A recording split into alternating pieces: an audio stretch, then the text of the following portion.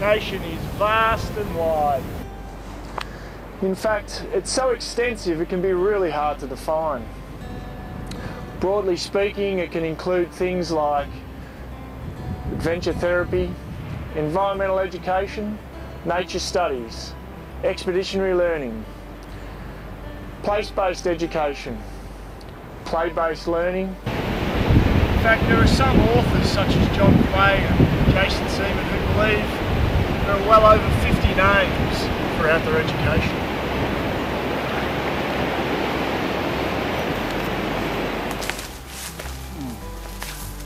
Looks like a good spot for the tent.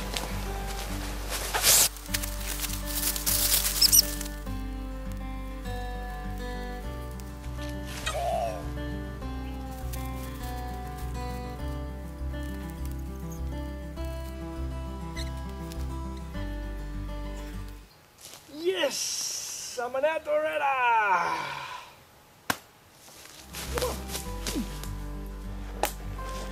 Back in the 1950s, George and Louise Donaldson tried to simplify a definition of outdoor education.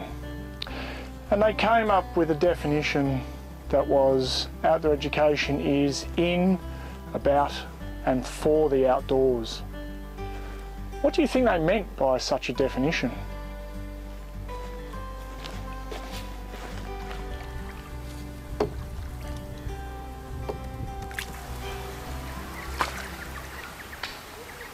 Google, what is outdoor education? Is this outdoor education?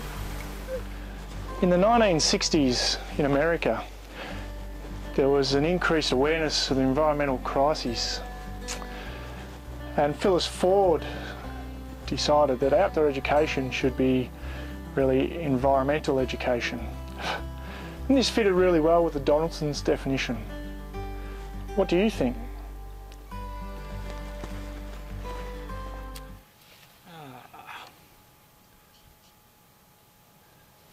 Silver Banksia, or the Banksia marginata. Oh! What was that? Oh, pull in this! Oh! The Darlington Conference in England in the 1970s produced the following definition: self, others and nature. That is, self through challenge and adventure, others through group experience and discussion, and nature through a direct experience with nature. What are your thoughts on such simplistic definitions? Do they truly encompass everything that outdoor ed is? Is it an accurate description or definition?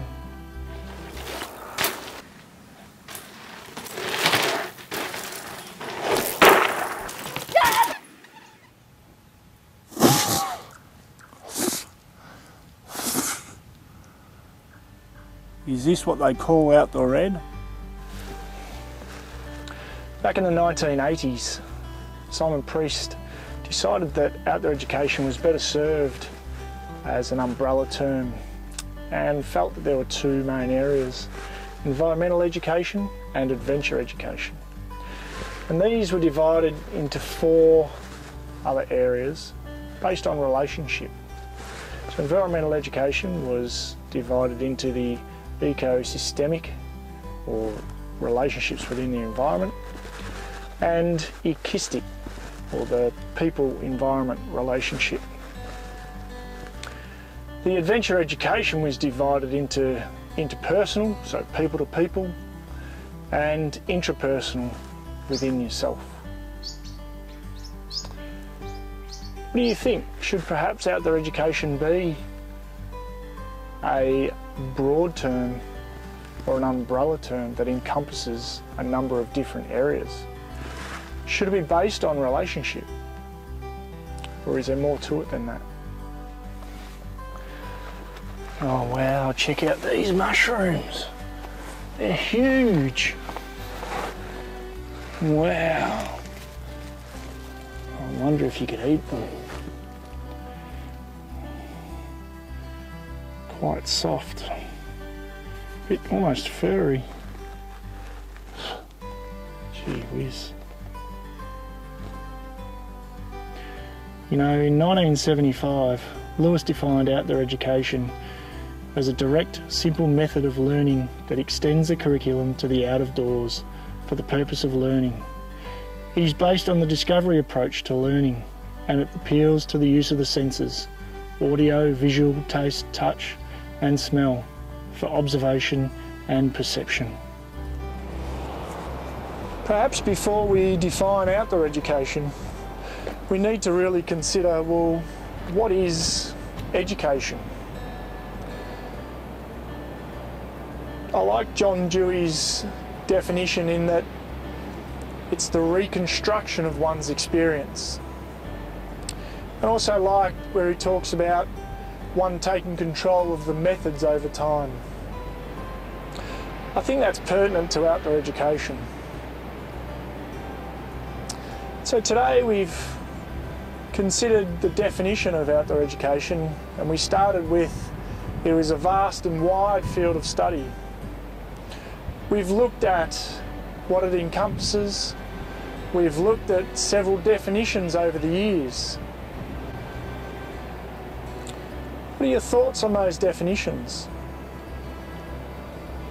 Were there aspects of those that you liked, perhaps you didn't like, for one reason or another?